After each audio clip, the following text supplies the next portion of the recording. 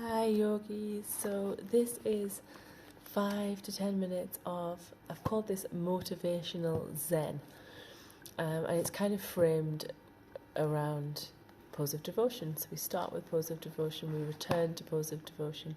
We've got some releasing poses in there, we've got some strengthening, balancing poses in there, and it's just designed to give you a little bit of Zen in the middle of your Monday.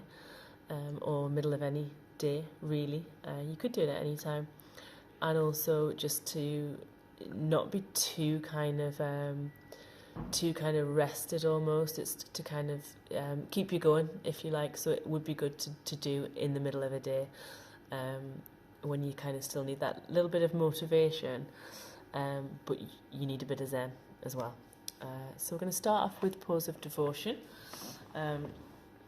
So big toes together, knees together all wide, and of course you can have a block under your bum if you want to bring your heels and your bum closer. You can also have a block under your head if your head doesn't get to the mat. I'm extending my arms out, easing the palms into the mat and bringing the forehead down. My bottom is nestled in my heels.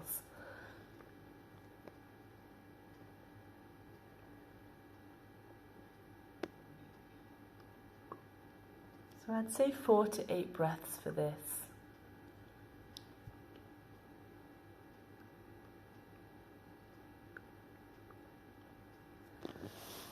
So we're coming forwards into an up dog or a cobra. So coming all the way forwards. I'm just going to slide that back. So the first point you come to usually is up dog when you're coming out of that pose of devotion. But if this is too much, you can soften the elbows, bring the hips down so the arms are almost straight, you're looking ahead. This is your king cobra. Or you can just have the chest lifted and the elbows are more bent, and this is your baby cobra. So you would breathe in and out with that back bend, and it's up to you how long you spend there. And then we're going to move into downward dog. So if you're going into downward dog, take the hands a little wider. If you're sticking with cat, just keep the hands as they are. So cat, you just kind of move back into cat, align the hands under your shoulders. You're moving back into downward dog. Tuck the toes, hover the knees, swing up, breathe in, breathe out. Push the chest, lift the bottom, scoop the lower belly in and up. And we're going to go for, again, let's say 3 to 6 breaths for this one. 3 to 6 breaths. If your heels don't go to the mat in downward dog, you can bend one knee and straighten the other heel down. You might need to bend your knees a little bit in downward dog. You might need to soften it.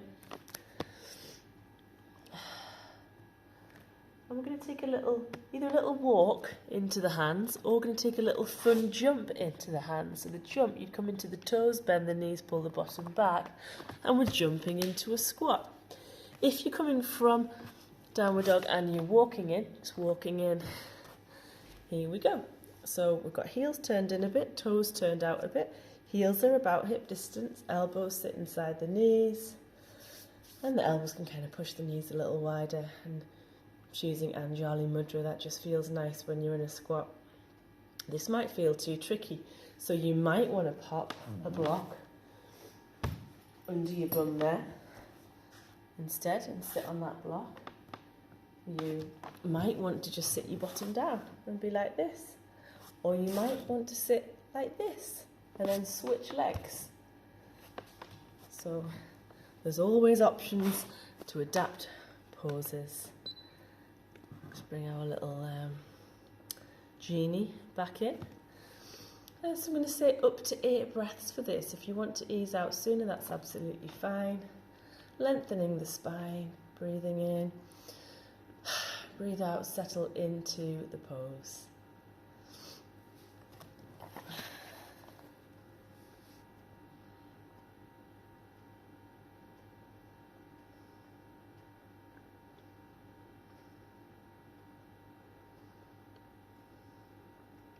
So in a really nice position here to go into low back asana, which is hands coming down, the elbows are already in position.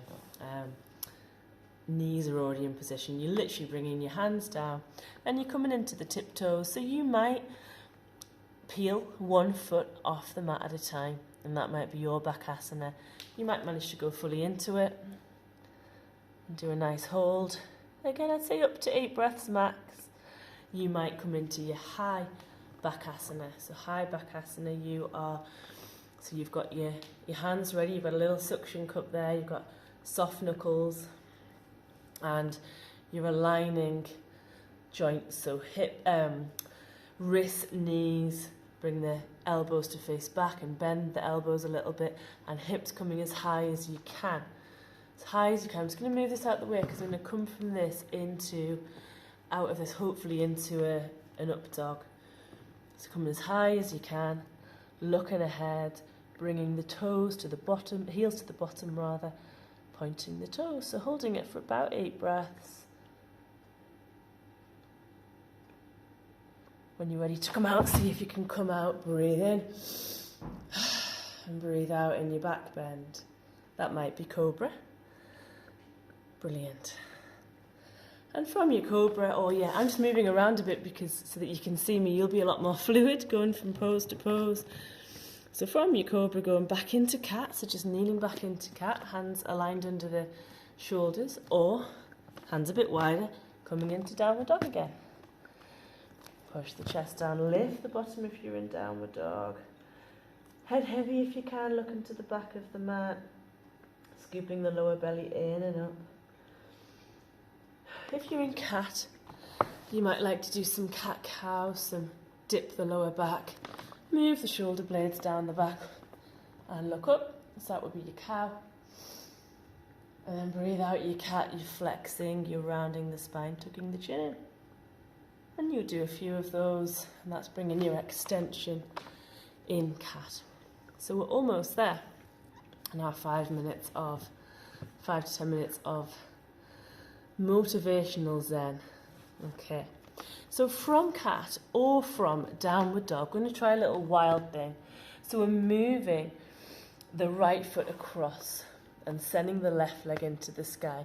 So it's a 3-legged downward dog, or the right knees come across, we've sent the left leg into the sky.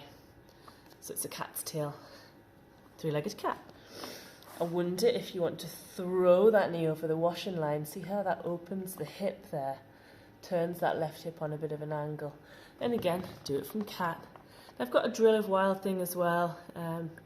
Goes into a little bit more detail on here. So you could make a little bit of a finger, a little bit of a tent of the hand. Lift the palm, and so your fingertips are down, your core's doing a little bit more work. Same from cat, you can do that. From cat, you've also got the option of taking this arm away and pushing into a bit of a back bend, pushing like the mid spine forwards, pushing the chest, the heart forwards. And that is wild thing from cat. Wild thing from downward dog.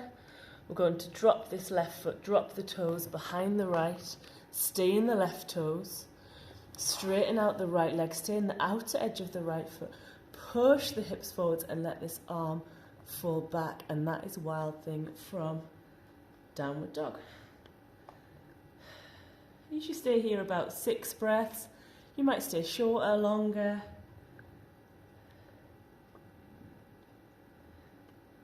Then you're heading back to your base of cat or downward dog. And breathing it out. So you might be here and you might just want to do some side to sides or some forwards and back and working with the breath. And then of course you've got the opposite side, so you've got the left knee coming across, the right leg going into the sky, cat's tail. Or you've got the left foot coming in, right leg going into the sky, 3-legged downward dog. Do you feel like throwing that knee over the washing line? Let that foot be heavy. Same applies from cat, with the left knee down, and then you can make a tent. You can take that arm away if you're in cat, and that is your wild thing from cat. Or you might stay just with the tent. So we're going to drop the right toes behind the left, stay in the right toes, straighten out the left leg, So you're in the outer side of that foot. Push the hips forwards. So you're making your body like a high rainbow. Let this arm fall back. Let the head fall back. And breathe.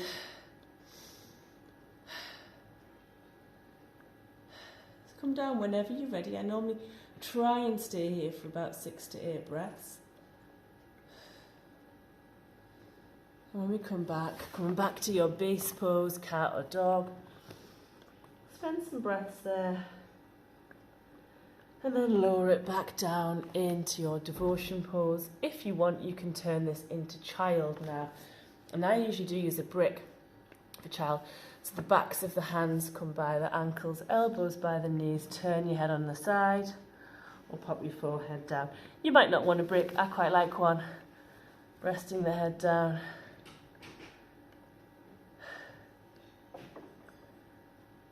And staying here for as little or as long as you want. So that is your, move this out the way now, your 5 to 10 minutes of motivational Zen.